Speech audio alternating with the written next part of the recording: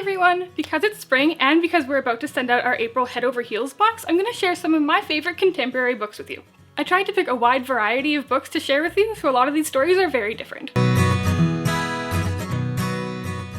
So the first book I'm going to talk about today is Golden Boy by Abigail Tartellin. This is the story about Max, who lives in England, and he is an intersex boy. At the very beginning of the story, something very tragic and traumatizing happens, and then the story takes off from there. I found this book really hard to read, but in the best way possible. It was actually really educational, but still emotional. I do think this book really inspires empathy in people, and I do encourage you to read it, but there is trigger warnings for rape in this book. Next up, I have Where Things Come Back by John Cori Whaley. Now this is a very strange book, and the catalyst for the story begins when there is a sighting of a previously thought extinct woodpecker. Pushing that aside, this book follows Cullen Witter, who is preparing to spend his last summer before his senior year of high school. All he wants to do is hang out with his best friend and his brother until one day something mysterious happens and his little brother just goes missing. On the other side of the world, Benton Sage is faltering on his first mission trip to Ethiopia. He stumbles across a piece of scripture only ever recognized by the Ethiopian Orthodox Church, and it changes his life. These two seemingly completely separate stories slowly intertwine throughout the book in a really lovely way. And although this book is very emotional and contains a lot of tragedy, the story of Cullen and his best friend Lucas are just so charming you can't help but smile through the tears. Next up, I have Goodbye Days by Jeff Sentner. If you want a really good contemporary book that's gonna make you ugly cry, this is the book for you. This book starts after Carver has lost his three best friends in a car accident after the driver was texting while driving. This book follows Carver's journey through grief and feeling like he was responsible for the deaths because he was the one sending the text messages to his friends. I will say while reading this book,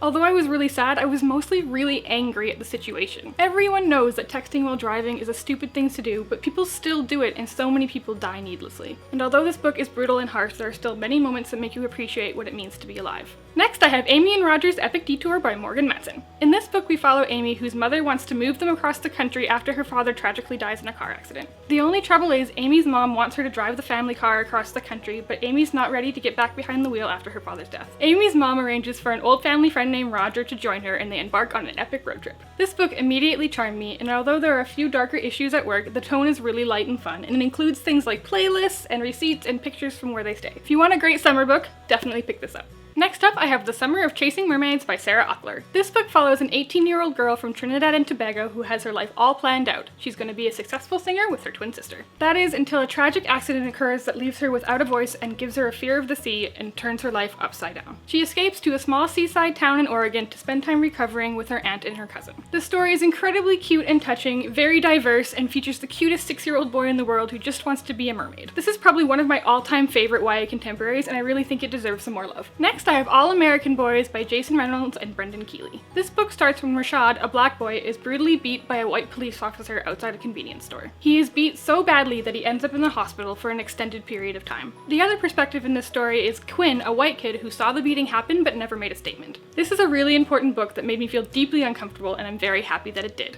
I think this book deserves to be read by all and will really encourage a conversation about racism, race, and why being a bystander isn't good enough. I really encourage everyone to pick up this book. Next, I have Jellicoe Road by Melina Marchetta. This is a bit of a complicated book, but it won the Prince Award in 2009, and it was definitely for good reason. This book follows Taylor, who is the leader of her boarding school in the territory wars against the cadets that camp near their school during the summer. That said, this book is so much more than the territory wars. It's really sensitive and explores some hard-hitting topics, it's deeply emotional, and has an interesting romance that isn't black and white. The writing in this book is so amazing that at times it feels almost magical, and I definitely encourage you to read this, but grab the tissues first. Next, I have Ask the Passengers by A.S. King. I was pleasantly surprised by this book. I knew the basic premise, which is a girl who lays in her backyard and talks to the passengers in the plane flying overhead. This is a wonderful LGBT coming-of-age story that's slightly magical and very heartfelt. It's really interesting with beautiful writing, and it really made me want to read more of A.S. King's books. Next, I have History Is All You Left Me by Adam Silvera. To give you the best feel of this book, I'm just going to read you the first paragraph. You're still alive in alternate universes, Theo, but I live in the real world, where this morning you're having an open casket funeral. I know you're out there listening. And you should know that I'm really pissed because you swore you would never die, and yet here we are. It hurts even more because this isn't the first promise you've broken. So I think you can gather from that first paragraph the tone of this book. It's really sad and it doesn't get better from there. And although this is a really hard book to read, when I finished I just literally hugged it to my chest and cried a little because it is a really wonderful story. And to end on a happy note, I'm going to talk about This Is What Happy Looks Like by Jennifer E. Smith. This definitely isn't a hard-hitting story, but it's just so much fun, and if you're looking for a summer read, I would definitely recommend you pick this up. I read this book at a time in my life when I was feeling really stressed out, and I found it to be the perfect form of escape. This book follows a girl who accidentally falls in love with a movie star while he's filming in her small town. And that is essentially all you need to know about this book, but it's super fun, so definitely give it a try. Alright, so that's it! Those were some of my favorite contemporary reads. Please give me some recommendations in the comments down below. If you like this video, please give it a thumbs up and subscribe to our channel. Happy reading and thanks for being awesome!